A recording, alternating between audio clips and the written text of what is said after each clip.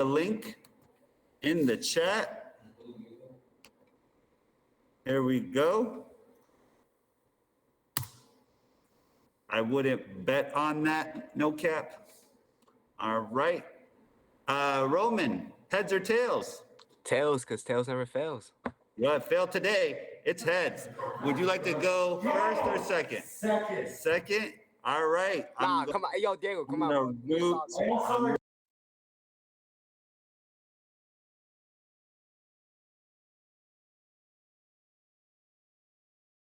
Okay, we're gonna start. Leonardo da Vinci, he was born in Italy during his time. The Renaissance was going on. The Renaissance was promoted the rediscovery of classical philosophy, literature, and art. Some of the greatest thinkers, authors, and statesmen and scientists, all that, artists in history thrived during this era.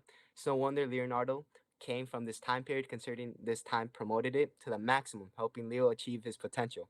Da Vinci is well known for his amazing art, his ideas, his inventions, and thinking way beyond his time. He's also widely considered the leading figure of the Renaissance. Da Vinci's other nickname during his time, and even called that today, is the Renaissance Man. Da Vinci is the most influential person of his time due to everything he's done. His inventions and art shaped his world, and then his ideas and plans shaped the future. If anybody was to be called the most influential person of all time, it would be Da Vinci, as he influenced everything he touched. Da Vinci was born in the year 1452 in Italy. Leonardo's father was an attorney. His mother was a peasant. His parents didn't stay together. They ended up separating, having other families. Da Vinci in total had 17 siblings. Da Vinci stayed with his father's family, with Da Vinci's uncle helping to raise him. Da Vinci had no formal education besides basic reading, writing, and math, but his father saw his artistic talent and apprenticed him at the age of 15 to a painter of Florence. For almost 10 years, Da Vinci perfected his techniques and trained in mechanical arts, which later helped him as he put it to good use his whole life.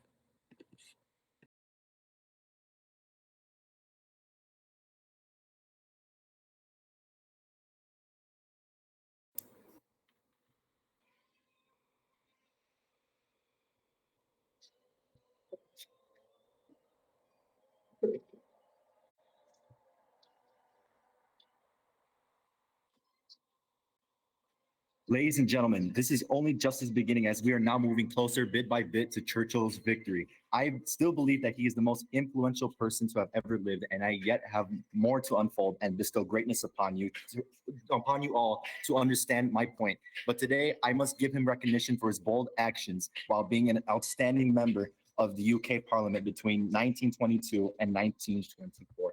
Because to be influential, we need to know what he did for the people.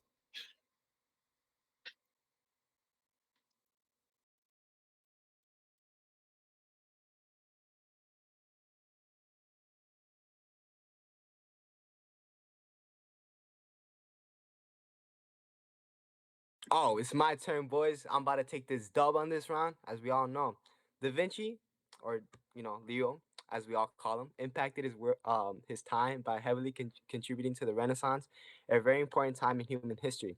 One of the most iconic images of the Renaissance was the Last Supper. This event is recorded in the Christian. Bro, forget all that.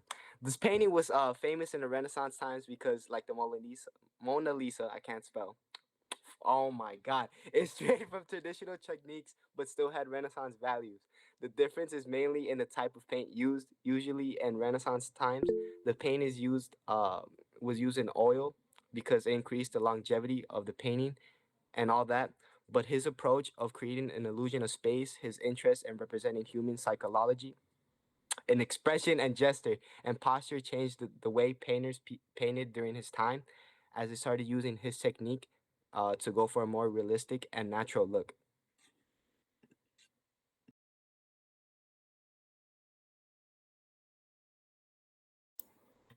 Backtracking him back to the parliament, he helped the people by changing their economic laws. The political leader of Winston Churchill began.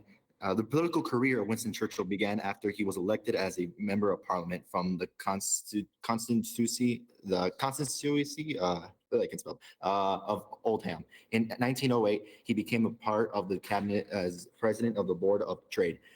Churchill's achievements in this capacity include the Mines Act of 1908, which provided for an 8-hour day in all mines. The Trades Boards Act of 1909, which established the first minimum wage system in Britain by mandating rates of 200,000 workers in several industries and the Labor Exchanges Act of 1909, which set up offices to help the unemployed find employment.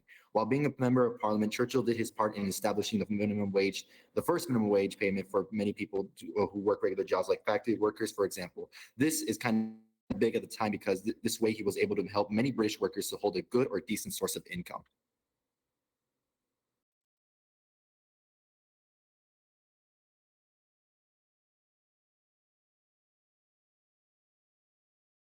Okay.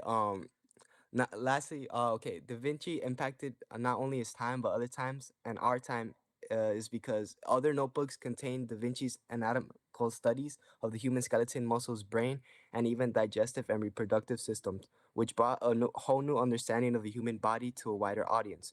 However, because they weren't published until the 1500s, Da Vinci's notebooks had little influence or scientific advancement in the Renaissance period. Da Vinci helped the people of the future with his research to have better understanding of how the human body worked, helping doctors and such be able to help people when they had an illness by knowing exactly what's going on. Um, Da Vinci wrote extensive studies on the problem of gravity for human flight. He left behind designs for several human gliders and has worked. His work influenced the later study of aerodynamics. One way Da Vinci tried to solve the problem was through compressed air. His design for an aerial screw, the predecessor to today's helicopter, which meant to achieve liftoff when the turning of a prop powered by two people running on a platform below. It is important as due to Da Vinci's research interest in having humans fly in his designs, it got the ball rolling for inventions of airplanes and helicopters, helping further the technology of the future as it couldn't simply be possible in his time.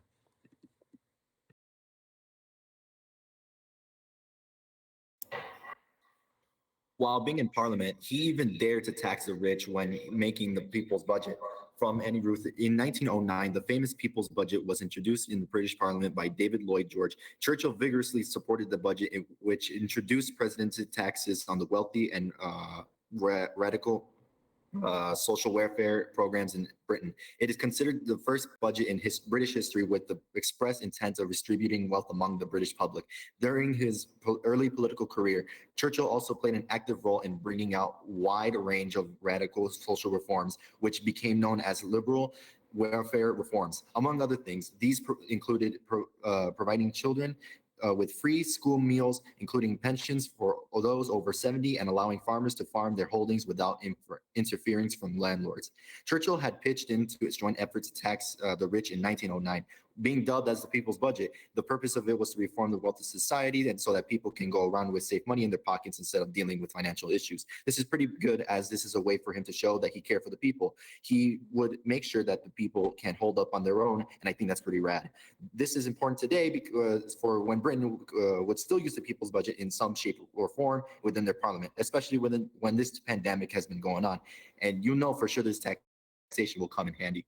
Also, or wait, do I even have enough time? Yeah, you know what? Yeah, I'm done for the long term. This is what like attack, I guess.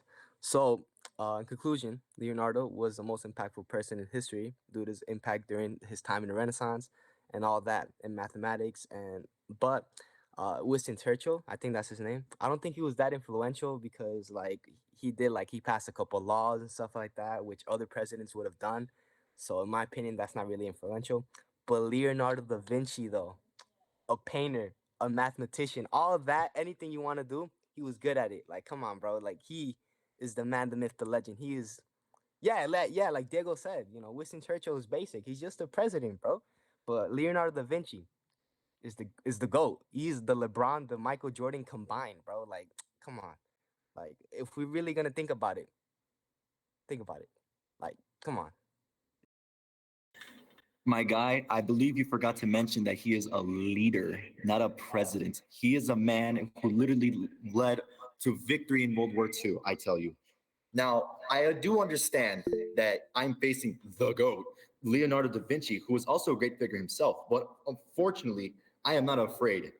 For a man who is most known for doodling and playing with paints on a piece of paper is clearly inferior to a man who led a whole country. But I will give that man props for also being a sort of inventor. But still, I say that some of his inventions don't lay much of an impact. For example, it is said that that it was the first to invent the first parachute.